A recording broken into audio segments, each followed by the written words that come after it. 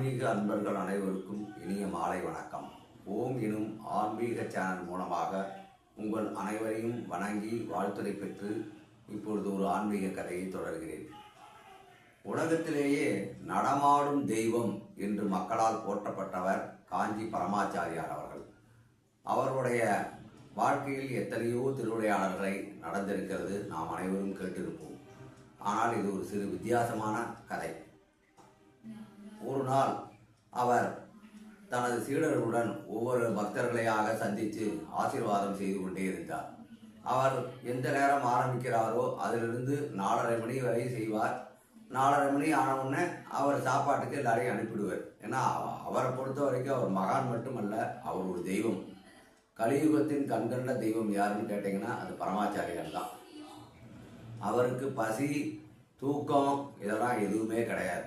எந்த நேரமும் அம்பாளுடைய சிந்தனை, அம்பாளுடைய திருநாமத்தை சொல்கிறது, அம்பாளை வணங்குறது, அம்பாள் பேரில் ஸ்லோகம் சொல்கிறது, இதுதான் அவருடைய நோக்கமே தவிர மற்ற எதிரையும் அவருடைய மனசு போகாது.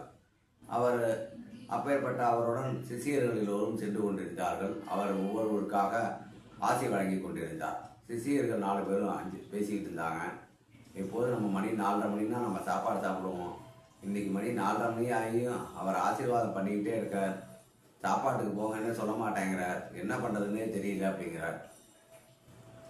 அப்படியே அன்றைய பொழுது கழிஞ்சது.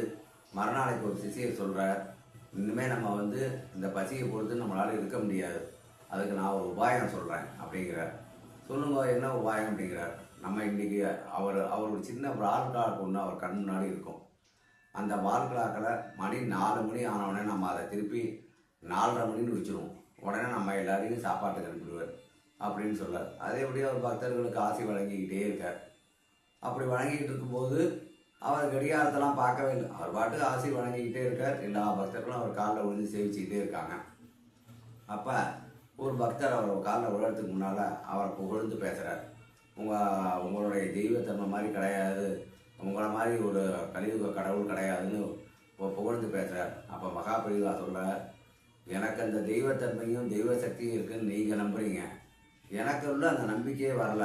அப்படி வந்ததுன்னா இந்த கடிகாரத்தோட முள்ளை யாரோ திருப்பி வச்சுருக்கா, அதை நான் திருப்பி இப்போ என்ன மணிங்கிறத பார்த்து சரியான டயத்தை நான் வச்சிட மாட்டேனா, அதனால் எனக்குள்ள அந்த தெய்வத்தன்மை இருக்கிறதா நான் உணரலைங்கிறார். உடனே சிஷியர்கள்லாம் ஓடி காலில் விழுந்து அடறா, ஐயா மன்னிச்சுக்கோங்க, நாங்கள் தான் பசியினுடைய நேரத்தை உங்களுக்கு அறிவிக்கிறதுக்காக இந்த கடிகாரத்தை திருப்பி வச்சுட்டோம், அதனால் சரியாமல் பிழைய செஞ்சிட்டோம், தவறு செஞ்சிட்டோம், எங்களை மன்னிங்கன்னு எல்லா சிஷியர்களும் காலில் விடுறான்.